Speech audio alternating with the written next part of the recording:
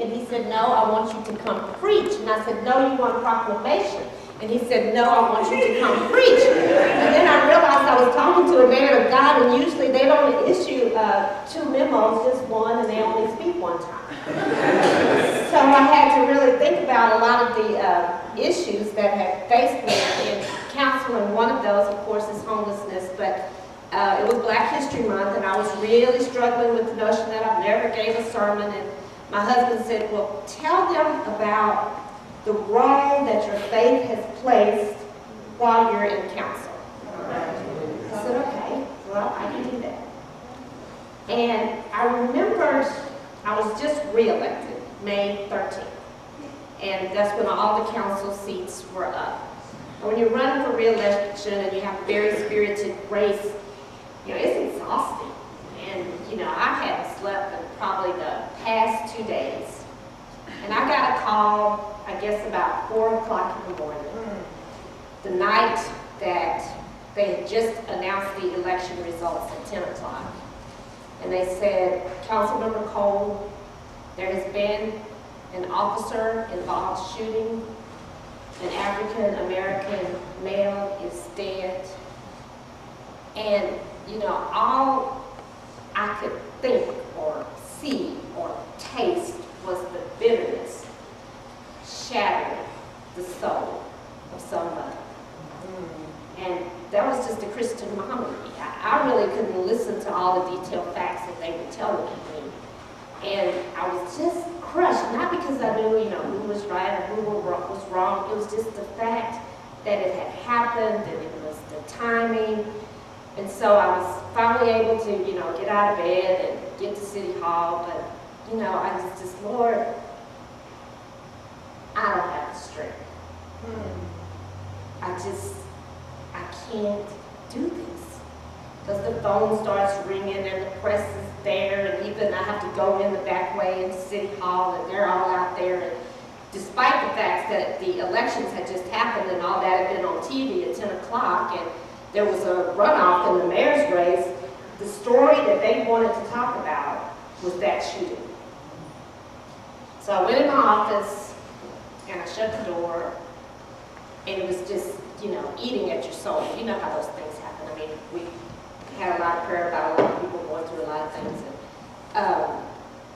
I just thought, you know, again, I just can't do it.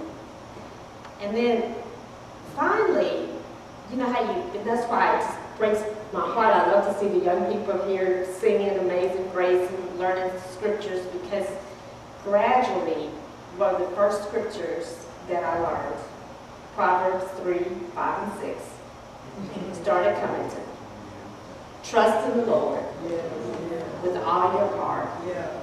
Do not lean on your own understanding. Acknowledge Him in all your ways, and He will make your path straight. So I just started hearing this over and over again, and the sadness and all of that and the weight of the situation just kind of started to lift, and I realized, okay, I'm leaning on my own understanding. And so I started, you know, kind of really processing that, and I said, so Lord, I'm leaning on my own understanding. I'm kind of like making this about me. You know? I said, well, Lord, I don't have the strength. And He said, Sheryl, you don't have the strength, you don't have the mental capacity. For God's sake, you don't have the height. I put you there. And I put you there for a reason. And it's not about you. Get up and do what you know you gotta do. So I picked up the telephone. And one of the first pastors that I called was Pastor Clark. It was early, you know. And he said, well, you know, we'll deal with the graduates, organize and ask the tough questions, but, you know, most importantly, we're going to pray for you and just do what you got to do. So I started making all the calls throughout the community, because I don't know if y'all remember, there were actually kids rioting in the parking lot after this happened. I mean, you know, it was kind of no small matter. It made national news. And so finally I my door after talking to all those pastors. So, Reverend George, I call pastors when I don't know what to do all the time. It's just like the homeless situation. And so, I made those calls, and then I started to make the rounds with the city council members. And so the first person I went to see was Mayor Will Wynn.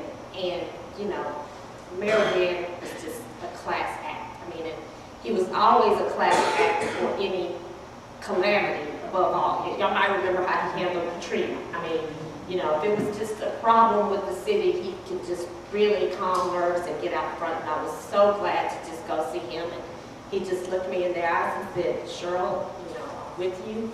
We're going to do all we can. I'll support however you think we should handle this. And I said, well, Mayor, I think we need to have a press conference, and I think you need to be the one to speak, not me. He said, absolutely. And so that conversation went well, and I started to feel like, well, he's with me, So then I started to call my colleagues, basically the ones that I had served the previous 3 years with, one by one, and the ones that had been up for re-election, most of them were still asleep, except for the phone call that they had got. But as I called them and got them on the phone, guess what they said? Guess what they said? What do you need us to do? I said, I need you to get to City Hall. I need you to get to City Hall quick, because I'm ducking and dodging these reporters, and I don't like it. So they said, okay, how quick? I said, well, 30 minutes, I said, okay, we'll be there, sure. And then I started thinking, well, we just had an election, so I've got some old colleagues and some new colleagues. So, and who I didn't quite know as well, but I called them on the phone, told them what was going on. And, and some of them, of course, I already knew that, Chris Riley, he said, I can be there on my bike. I'll be there, Sheryl. And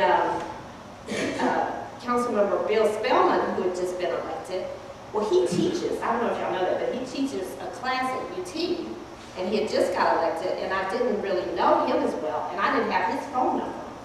So I had to call kind of people, first and second removed, and they went and got in my class.